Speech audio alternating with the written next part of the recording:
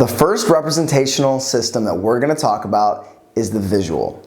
What we see with our eyes around us and the pictures we make internally, whether consciously or subconsciously, affect our emotions. Now, the submodalities of the visual are what is going to really affect the emotion. And by submodality, we mean all of the little character traits, the characteristics of the visual that go into the pictures. So here's a few examples of submodalities. Now with the visual, something could be close or it could be far away.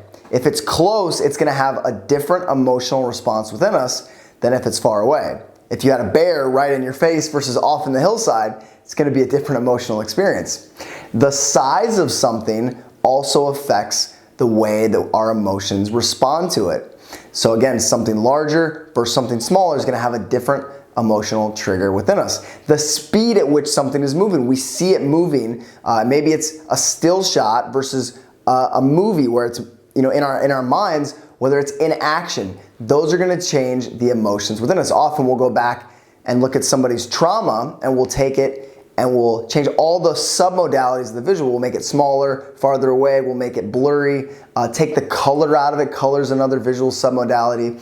And when you do that, you change the emotions that are linked to that event. Now, I'm gonna have a document attached that's got a list of all the different submodalities for each modality so you can really understand what levers to tweak to affect your emotions. Now, here's an example. A few weeks ago, I was climbing Devil's Tower in Wyoming with a few friends of mine, and it was one of the scariest things I ever did.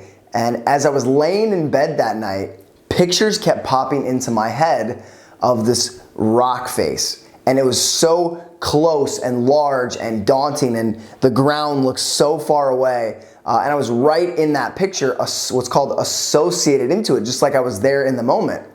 And as I'm laying in bed, I keep having these like emotional, almost like little panic attacks because the day was so traumatic and stressful in a good way. But what I had to do is I had to what's called disassociate. And that's another visual submodality. I disassociated like I was watching it from the ground.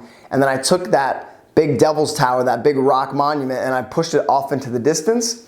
And that changed my emotions as I was lying there in bed. Now, I had to do this a couple times because as I would let my guard down, my subconscious mind kept pushing these images back up and I kept pushing it off into the distance, pushing it off into the distance. And pretty soon, the emotions around that event just kind of faded away as I did that.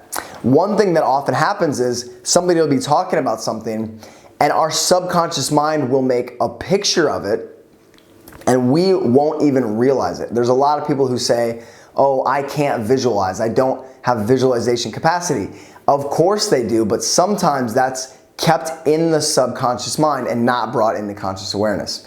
So when I'm working with a lot of coaching clients, often I'll go in and say, when I talk about this concept, what kind of pictures does your subconscious mind bring up? And as they shift their awareness into their subconscious, into the visual, they'll say, oh, it's big and close and scary. We'll say, okay, we'll just take it off into the distance, make it smaller, take the color out of it, and make it a still frame. That's how we change the submodalities of the visual. Now, I want you guys to do a quick little exercise. We have another video, I think next, that's gonna talk about shifting submodalities, and you're really gonna experience it. But right now, I want you to think of someone that you really love. Close your eyes and picture that loved one. And notice where in your field of view that person is. Are they center, close, left, right, far away? Notice exactly where they are. Don't change anything the way that they came up to you. Now I want you to picture someone that you don't like, that you have a disagreement with, that you don't get along with. And I want you to notice where in your field of view they show up now. Again, left, right, center, close, far. And whatever was their first impression, now take that person that you don't like and move them into your field of view where that person that you loved, field of view where that person that you modalities. So if the person you didn't like was on the left and the person you love was on the right, take the person you didn't like, move them off to your right in the same space around you, and notice if your emotions shift. Often we hold loved ones in a certain place spatially within our mind, and people we don't like in a different space. And by shifting where they're located spatially in our visual system, you'll change the emotions associated. Pretty neat concept. Now, another thing to remember is that often people that are in the visual system at the time, or mainly visual people, will use certain words or phrases to let you know that's where they are. They may say things like, "I see what you mean," "show me."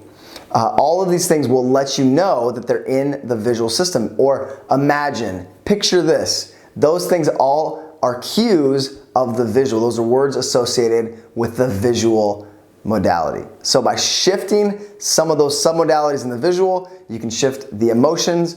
And remember, if somebody is speaking to you that they're in the visual system, appeal to them by using words that are visual, and by creating pictures for them, you're gonna connect on a much deeper level.